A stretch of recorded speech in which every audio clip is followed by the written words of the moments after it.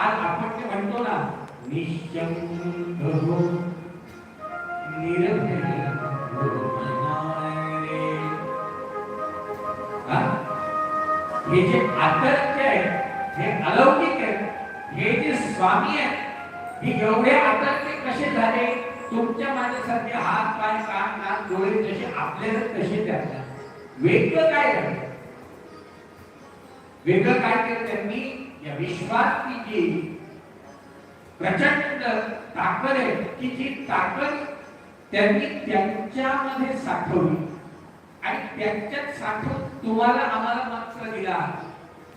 काय बाबा रे, तू काहीही कर, तुला जे यशस्वी होण्यासाठी वाटचाल करायची ते काही कर, म्हणजे काही कर नाही. तुला जे इच्छा होईल, तुला यश मिळवण्यासाठी तू कोणतंही क्षेत्र निवड आणि तू निर्भय हो, निश्चक हो. ते कसे आहे?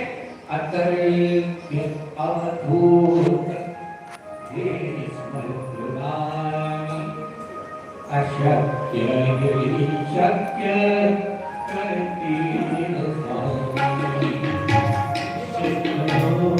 निर्भय स्वामी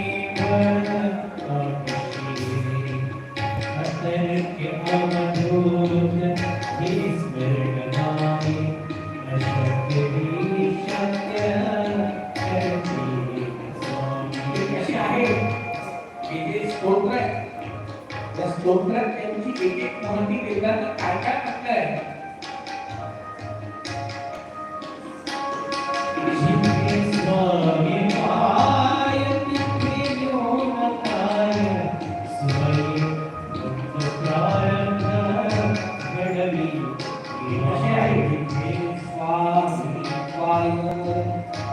जिथे स्वामींचे पाय आहेत,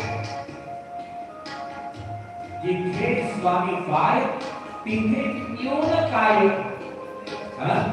मला सांगा, आज या ठिकाणी स्वामींचा पदस्पर्श झाला, 22 दिवस स्वामी इथे राहिले.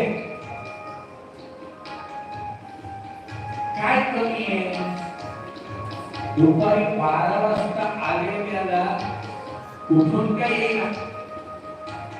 4 घास मिळत आहेत, पिण्याला ग्लासभर पाणी मिळत आहे. अजून काय पाहिजे? तुम्ही बघा, एकदा तुम्हाला कळतो भूक लागू द्या, खूप भूक लागू द्या. अगदी सकाळपासून नाश्ता नाही, चहा नाही, ब्रेकफास्ट नाही, काही नाही, 2 बिस्किट सुद्धा न मिळू द्या आणि 12 वाजता वाटीवर भाजी, वाटीवर भात. म्हटलं हे पाहिजे, 100ची नोट पाहिजे, त्याची पाहिजे हे द्या. 100ची नोट नको. का? कारण आपल्याकडे म्हण, भुकेला कोंडा. भूक लागली तर कोंडा दिला तरी माणूस खातो. आणि खूप थकला आणि त्याला सांगितलं आज गादी नाही, उशी नाही, लोड नाही, चादर नाही, बेडशीट नाही, फक्त एक दगड आहे, त्याच्यावर डोकं ठेवून झोपशील का नाही पाहिजे, फक्त झोपू द्या. बस काम सांगतो ना, आता झोपू द्या.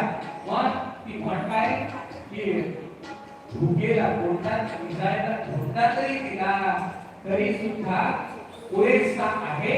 आणि हा जेव्हा तो पुरेसा आहे, त्या वेळेला माणसाला या जीवनामध्ये आता काय पाहिजे?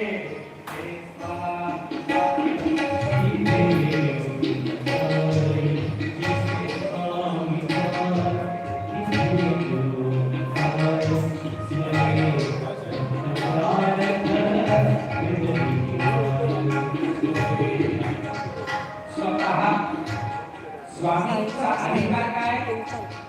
मनुष्य जन्मात तेही येऊन गेले, नरदेह त्यांनाही मिळाला, पण त्यांनी स्वतःच्या देहामधल्या अचाट शक्ती ओळखल्या आणि त्या अचाट शक्तीची जी साधना केली, त्या साधनेमुळे ते स्वामी झाले. आणि ते स्वामी झाले तेव्हा त्यांच्या हातात स्वये